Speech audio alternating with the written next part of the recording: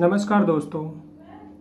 NTPC का जो हम प्रीवियस ईयर के क्वेश्चन जो कर रहे थे उन क्वेश्चंस को लेके हम आज एक नई क्लास लेकर आए हैं। इस क्लास में देखो अपन सवाल देख रहे हैं। ये सवाल कह रहा है दो धनात्मक पूर्णांकों का योग 55 है तथा उनका अंतर 9 है तो उनका गुणनफल ज्ञात करो। इस सवाल में हम देखेंगे इन टाइप के सवाल जो एनटीपीसी में काफ़ी पूछे जाते हैं। रेलवे इस टाइप के सवाल हर एक पेपर में एक ना एक सवाल फिक्स आता है।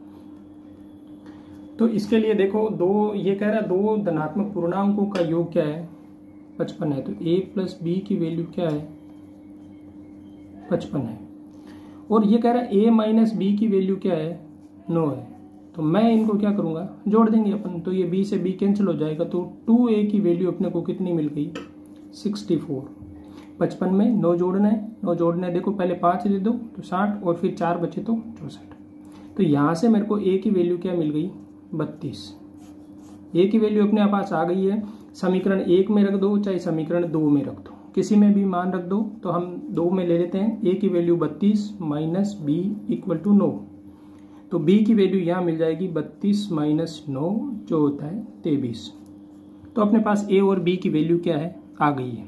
अब पूछा क्या है गुणनफल पूछा है। तो गुणनफल के लिए हमें a और b को गुणा करना है। तो a और b को गुणा करेंगे तो हम 32 इंटू 23 इनको गुणा करेंगे।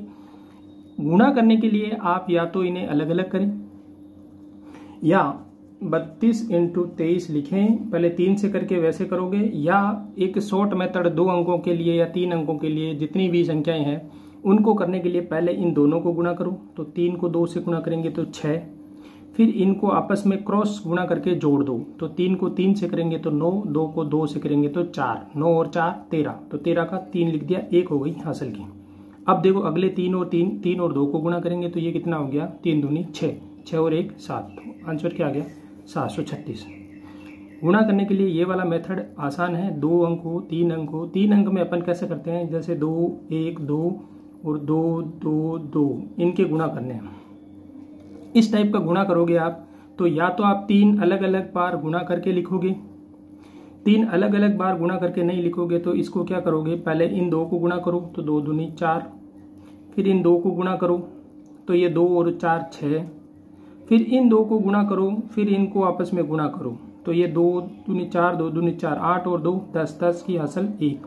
अब इन 2 को गुणा करेंगे तो 2 दूनी 4 और 2 6, 6 और 1 7। फिर हम देखेंगे अब अगला स्टेप इन 2 का है तो 2 दूनी 4, तो ये इनका गुणा होगा। इस गुणे को हम एक और अलग मेथड से भी कर सकते हैं। इसके लिए अपन देखो 212, अब इसमें इंटू में 222 है, मुझे पता है इन 222 में से 2 कॉमन ले लूं तो इनमें से 2 कॉमन ले लेंगे पहले। तो ये 212 इंटू 2 और ये हो गया 111, ये 111 हो गया। अब इसको 2 को इनसे गुणा कर दो तो ये हो गया 424 और 424 को 111 से गुणा कर दो तो ये वाला और आसान हो जाता है। इसके अंदर भी अपन इनको अलग अलग टुकड़ों में कर सकते हैं आप चाहो तो, या फिर इन्हें सीधा ही कर सकते हो। 424 को आप गुणा करना है तो सीधा ही लिख सकते हो 424 424 424 जोड़ सकते हो 4 4 2 6 4 4 8 2 10 7 की 1 2 2 6 और 1 7 और ये 4, ये का यही अपने आंसर आ रहा है।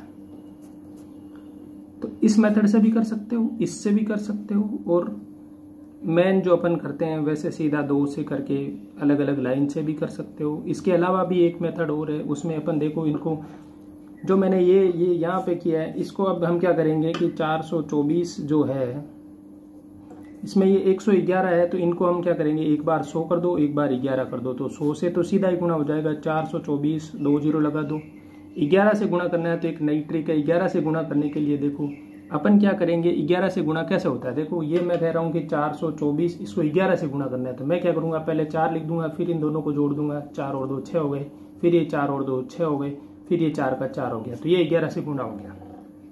क्या करेंगे हम इनको इनमें जोड़ देंगे तो ये आंसर फाइनल मिल जाएगा अपने 4 6 6 और 4 10 7 की 1 4 2 6 और 1 7 और ये 4, तो यही आंसर अपने को मिल गया। मतलब आप किसी भी तरह से गुणा कर सकते हो। आपकी कैलकुलेशन की स्पीड तभी फास्ट होगी जब आप जितने ज़्यादा कैलकुलेशन के सवाल करोगे, जितने ज़्यादा सवाल होंगे उससे डबल स्पीड आपकी अपने आप बनने लग जाएगी। उसका कारण है कि आपको सारे मेथड पता होंगे, कौन सा मेथड किस टाइम लगाना है।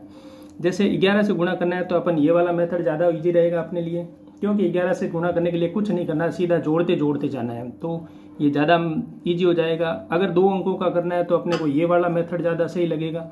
ये सब तरीके आपको उस टाइम याद होने ज़रूरी है, और ये याद तभी होंगे जब आप क्या कर रहे होंगे, ज़्यादा से ज़्यादा आपने प्रैक्टिस कर रखी होगी।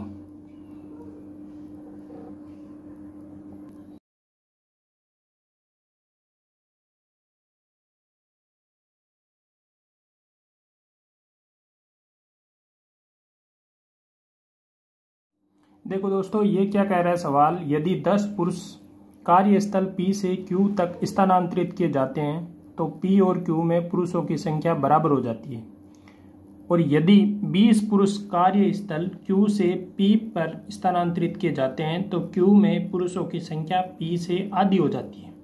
तो ये पूछ रहा है कि Q में पुरुषों की संख्या ज्ञात करो। देखो इक्वेशन बनाते हैं, कौन कौन सी इक्वेशन बन रही है। पहली इक्वेशन क्या कह रही है कि 10 पुरुष P से Q में जा रहे हैं, तो P से तो वो निकलेंगे, तो P से हमने माइनस कर दिया और गए किसमें, Q में गए, और कह रहा है कि ये क्या है, पुरुषों की संख्या बराबर है, मतलब एक इक्वेशन ये बन गई। यहां से मेरे को क्या मिलेगा, P minus Q equal to 20। ये मेरे पास एक इक्वेशन आ गई। अगली बार देखो ये क्या कह रहा है कि 20 पुरुषों को Q से P में भेजना है, तो अगली बार क्या होगा कि P में तो वो आ रहे हैं और भेजा किसने, Q ने भेजा है। आगे क्या कह रहे हैं कि स्थानांतरित किए जाते हैं तो Q में पुरुषों की संख्या P से आधी हो जाती है, मतलब P की आधी करेंगे तो वो क्या होगा, Q के बराबर होगी, तो हम इसको क्या करेंगे, आधा कर देंगे, तो ये बनेगी दूसरी इक्वेशन। तो यहां से देखो ये 2 से वज्र गुणा करेंगे तो P प्लस 20 इक्वल टू ये हो जाएगा 2Q माइनस 40। अब देखो P माइनस ये 2Q इक्वल टू क्या होगा, माइनस का 60।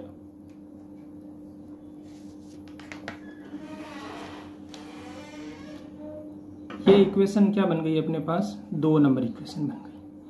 अब 1 और 2 को हमें क्या करना पड़ेगा, सोल्व करना पड़ेगा। तो 1 और 2 को सोल्व करते हैं। देखो यहां देख लेते हैं, P minus Q equal to क्या है, 20, और ये इक्वेशन क्या है, P minus 2Q equal to है माइनस का 60।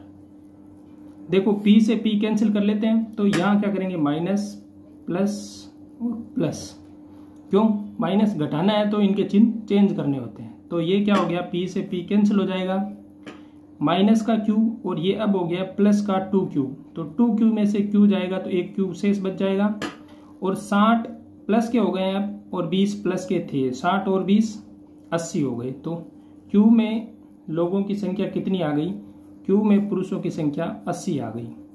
इस टाइप के सवाल भी बहुत ज़्यादा पूछे जाते हैं, क्यों, इनमें कन्फ्यूजन हो जाता है इक्वेशन बनाने में।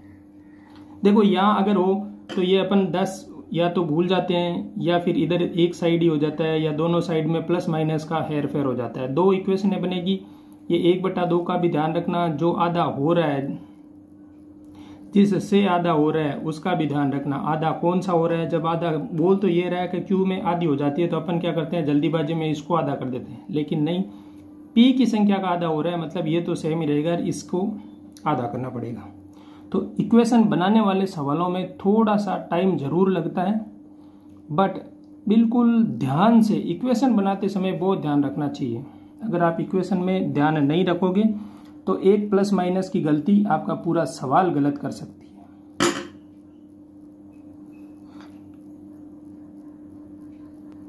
दोस्तों, आप हमारे चैनल पर नए हैं तो चैनल को सब्सक्राइब कर लीजिएगा और अपने दोस्तों को भी शेयर कर दीजिएगा।